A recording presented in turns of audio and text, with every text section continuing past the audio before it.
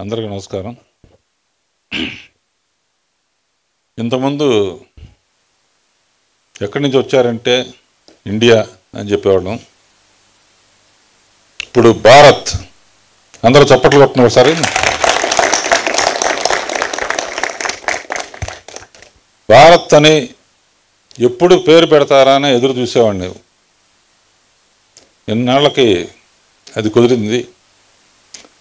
తర్వాత కోయిన్సిడెన్స్ అనుకోండి, పెట్టంగానే రామ జన్మభూమి బాలరాముడి విగ్రహం ఆవిష్కరణ జరిగింది.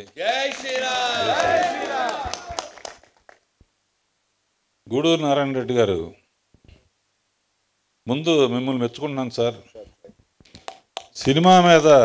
సినిమా తీయాలన్న కోరిక చాలామందికి ఉంటుంది. సినిమా మీద డబ్బులు సంపాదించాలన్న కోరిక చాలామంది ఉంటుంది. సినిమా ఒక పర్పస్ కోసం తీసి విజయం సాధించాలనే కోరిక మీలో ఉండబట్టే ఇటువంటి సబ్జెక్ట్ సెలెక్ట్ చేసుకున్నారు సార్. మీలాంటి వాళ్ళు ఇలాంటి సబ్జెక్ట్స్ చేయబట్టే ఈరోజు యువత కానీ ప్రజలు కానీ డిజిటల్ ఇండియా అని, లేకపోతే వేరే దేశాల చరిత్రలు కానీ వేరే విషయాలు కానీ తెలుసుకోవాలని చూస్తారు. కానీ చరిత్ర అసలు ఇవాళ మనం ప్రశాంతంగా శాంతి దేశంగా ప్రశాంతంగా ఉండటానికి కారణం ఎవరు, ఎంతమంది త్యాగాలు చేస్తే ఇవాళ మన దేశం ప్రశాంతంగా ఉంది అనేది ఈ పిక్చర్ ద్వారా చెప్పాలని ట్రై చేశారు ఆయన. చరిత్ర ఒక పుస్తకం చదివితే చాలు కదా అనుకోవచ్చు. పుస్తకం చదివితే దృశ్యం కనపడదు. దృశ్యం ద్వారా చూపించబట్టే ఇవాళ ఇంత అద్భుతమైన ట్రైలర్ చూశాను సార్. ఎన్నో ట్రైలర్స్ చూశాను. ఈ ట్రైలర్ చూడంగానే గూస్ బంప్స్ వచ్చాయండి, గుళ్ళు గగురు పొడిచింది. అంటే ఒక్కసారి నేను ఆ రోజుల్లో ఇలా ఉండేదా, ప్రజలు ఎలా భయభ్రాంతులతో ఎలా బతికేవారు. హ్యాట్స్ ఆఫ్ సార్, ఇటువంటి పిక్చర్స్ ఎంటర్ అవడం. ఇక మా శిష్యుడి గురించి చెప్పవసరం లేదు. నా దగ్గర 10 ఏళ్ళు పనిచేసిన, ప్రతిదీ అద్భుతంగా చేసేవాడు. అనుకున్న దానికన్నా తక్కువ సమయంలో ఎక్కువ క్వాలిటీ ఇచ్చేవాడు. పర్టికులర్గా ఈ పిక్చర్లో డైరెక్టర్ చెప్పదలుచుకుంది ఒక్క షాట్తో చెప్తే చాలు. గాజులు పగలగొట్టాడు అంతే.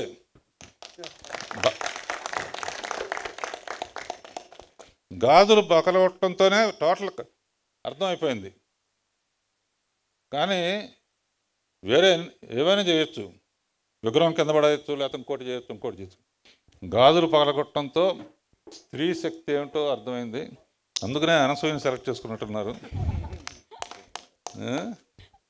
అశోక్ తేజాని అతను కలం తలుచుకుంటే అతను రక్తంతో రాస్తాడా? అందులో చరిత్ర అయితే మాత్రం డెఫినెట్గా రక్తంతో రాస్తాడు. అండ్ మా బారావు గారు నాకు అన్నమయ్య, రామదాస్ లాంటి అద్భుతమైన చిత్రాలు ఇచ్చినందుకు చాలా థ్యాంక్స్ అండి.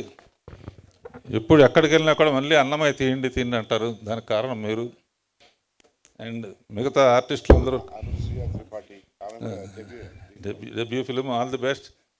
And cameraman Ramesh and Bheem music అసలు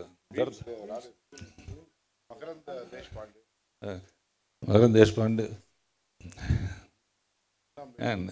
అండ్ ఇవాళ పటేల్ విగ్రహం అంత ఖర్చు పెట్టి చేయాల్సిన అవసరం ఏముందని కొంతమంది అనుకోవచ్చు. అసలు పటేల్ లేకపోతే మనం ఇవాళ ఇంత ప్రశాంతంగా ఉండేవాళ్ళం కాదని ఈ చిత్రం ద్వారా తెలుస్తుంది. తర్వాత మా గురువు గారు రాధామాధవ్ గారు, మనోహర్ దాస్ గారు, మీలాంటి వాళ్ళు ఉండబట్టే ఇంకా భారతీయత ఉందండి.